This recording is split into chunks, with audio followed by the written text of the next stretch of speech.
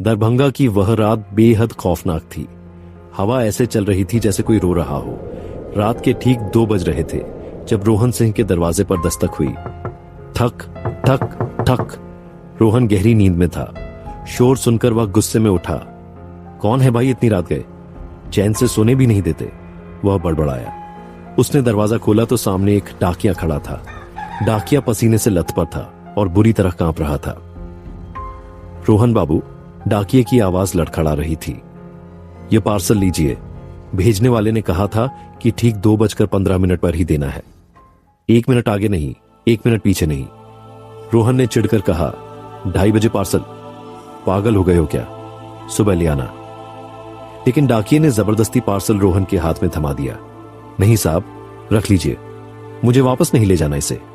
इस पार्सल से आवाजें आ रही हैं। इतना कहकर डाकिया वहां से ऐसे भागा जैसे उसने भूत देख लिया हो। रोहन ने हैरानी से पार्सल को देखा। उस पर भेजने वाले का नाम पढ़ते ही उसके पैरों तले जमीन खिसक गई। वहां लिखा था, प्रेषक स्वर्गीय रघुवीर सिंह। रोहन का दिमाग सुन्न पड़ गया। दादाजी, ये कैसे हो सकता है? उन्हें मरे हुए 20 साल हो गए, उनकी तो लाश भी नहीं मिली थी। डरते हुए हाथों से उसने पार्सल खोला। अंदर एक पुरानी काले चमड़े की डायरी थी। डायरी पर धूल का एक कण भी नहीं था। वह नई जैसी चमक रही थी। जैसे ही रोहन ने उसे छुआ, एक ठंडा करंट उसके पूरे शरीर में दौड़ गया। उसने डायरी खोली। सारे पन्ने खाली थे, लेकिन तभी पहले पन्ने पर खून जैसी लाल स्याही अपने आप उभरने लगी। शब्द बनने लगे। यह दादाजी की लिखावट थी। रोहन, अगर ये डायरी तुम्हारे पास है तो मैं हार चुका हूं, लेकिन जंग खत्म नहीं हुई है। मैंने दारुणा के हजारों दरवाजों में से कुछ को रोका था, लेकिन अब वह सब फिर से खुल रहे हैं। यह डायरी कोई किताब नहीं, ये एक नक्शा है। हर रोज यह डायरी तुम्हें एक नई जगह का पता बताएगी। तुम्हें वहां जाना होगा। याद रखना, जब तक आखिरी दरवाजा बंद नहीं होता, यह सफर कभी खत्म नहीं होगा। रोहन अभी यह पढ़ ही रहा था कि अचानक उसका फोन जोर से बज उठा। स्क्रीन पर अननोन नंबर फ्लैश हो रहा था। हेलो।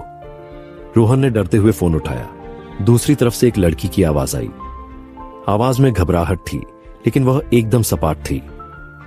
वह आखिरी लाइन मत पढ़ना रोहन। कौन? तुम्हें मेरा नाम कैसे पता? रोहन चिल्लाया। मेरा नाम माही है, मैं पटना से बोल रही हूं। पिछले 5 साल से मैं उस डायरी का सिग्नल ट्रैक कर रही थी। आज वह एक्टिव हुई है। मेरी बात ध्यान से सुनो रोहन। वह डायरी तुम्हें रास्ता दिखा रही है, लेकिन वह उन्हें भी बुला रही है। किन्हें बुला रही है? पहेलियां मत बुझाओ, अपने पीछे देखो। दीवार पर। माही की बात सुनकर रोहन ने धीरे से पीछे मुड़कर देखा। उसके कमरे की लाइट फड़फड़ाने लगी। दीवार पर रोहन का खुद का साया था, लेकिन वह साया रोहन की तरह हिल नहीं रहा था। वह साया खड़ा था और धीरे धीरे वह दीवार से बाहर निकलने लगा। ये क्या बला है? मेरा साया मुझसे अलग कैसे हो गया? रोहन की आवाज गले में ही अटक गई। भागो रोहन, माही फोन पर चिल्लाई। वह एक छाया राक्षस है। वह दारुणा का पहला सिपाही है। अगर उसने तुम्हें छू लिया तो तुम्हारा वजूद मिट जाएगा। डायरी देखो, उसमें एक जगह का नाम आया होगा। सिर्फ वही जगह तुम्हें बचा सकती है। रोहन ने फटाफट डायरी की तरफ देखा। वहां नए अक्षर उभर रहे थे। खंडहर न 1, राजगीर की गुफा। राजगीर। रोहन बड़बड़ाया। तो फिर रुको मत, निकलो वहां से। माही ने कहा, मैं तुम्हें राजगीर में मिलूंगी। हमारी लड़ाई शुरू हो चुकी है रोहन, और यह लड़ाई शायद हमारी जिंदगी से भी लंबी चलेगी। तभी वह काला साया दीवार से पूरी तरह बाहर आ गया और रोहन की तरफ लपका। आह! रोहन चिल्लाया और खिड़की तोड़कर बाहर अंधेरे में कूद गया। रोहन उस रात भागा, अपने घर से, अपनी पहचान से और अपनी पुरानी जिंदगी से। उसे नहीं पता था कि राजगीर सिर्फ पहला पड़ाव है।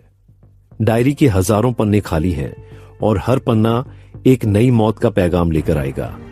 आखिर दादाजी कहां हैं? माही के पास यह जानकारी कहां से आई? और राजगीर की गुफा में क्या इंतजार कर रहा है?